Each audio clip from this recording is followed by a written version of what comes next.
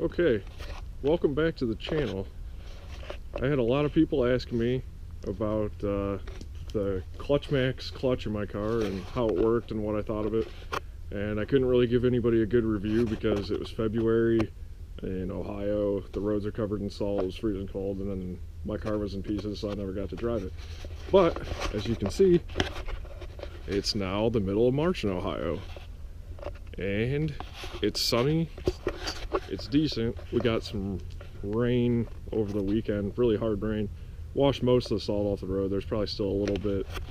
I drove my car yesterday. I had a bunch of people telling me that I shouldn't be driving my car because there's still salt on the road. And I basically told them, guys, it's a 20-year-old Corvette with over 100,000 miles on it. It's not an exotic, rare Ferrari or something. I mean, it's probably worth less than a new Kia. So I'm gonna drive my car and enjoy it. And some people don't like it. I don't really care. It's my car. But anyways, so I just wanted to give you a quick review. Here's the car. Got it all cleaned up today. It's all back in one piece on the ground. Been driving it. Did a little tuning. So I got all the nitrous stuff's pretty much wrapped up. Everything's in and ready to go. I washed everything today, so it's looking pretty good.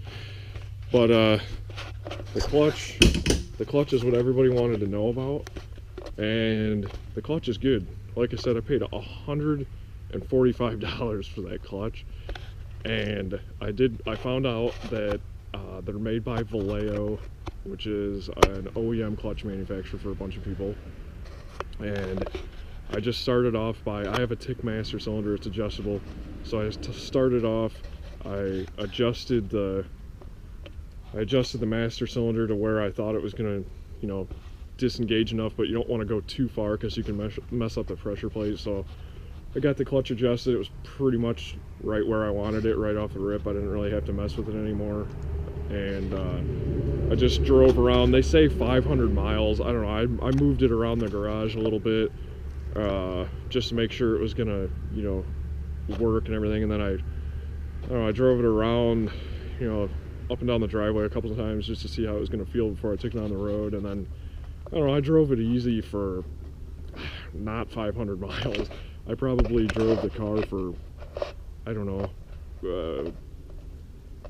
maybe an hour. Did a bunch of stop and go stuff.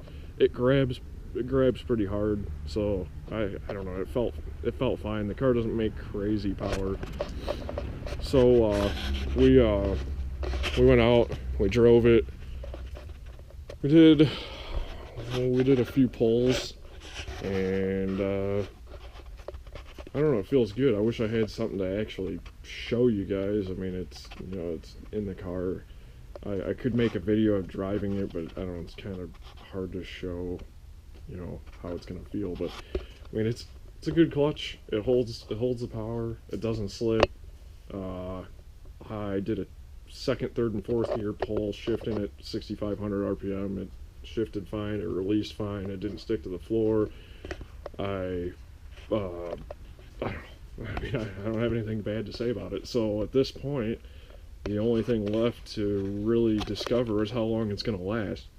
And 6-puck clutches, they don't last a long time. Even if you buy a $500 6-puck clutch, I mean, if you drive it in the city, in town a lot, stop and go traffic, I mean, you're only going to get, you might only get 15,000 miles out of a clutch. I mean, people that commute on the highway a lot, you're going to get more, obviously. But, I mean, to me, if I get a couple of years out of it for what it cost, I'll be perfectly happy.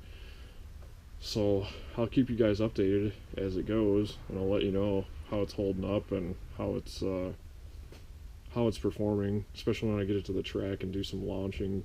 But I had a lot of people asking about it. Nobody's really done reviews of these clutches, so I thought it would be good information for you guys to have. And so I hope that answers everybody's questions. I like it.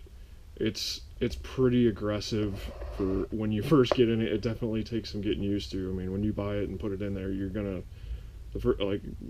it's a little bit on off at first until you get used to it. But I wouldn't be afraid of it. I mean, once you get used to it, you'll be fine.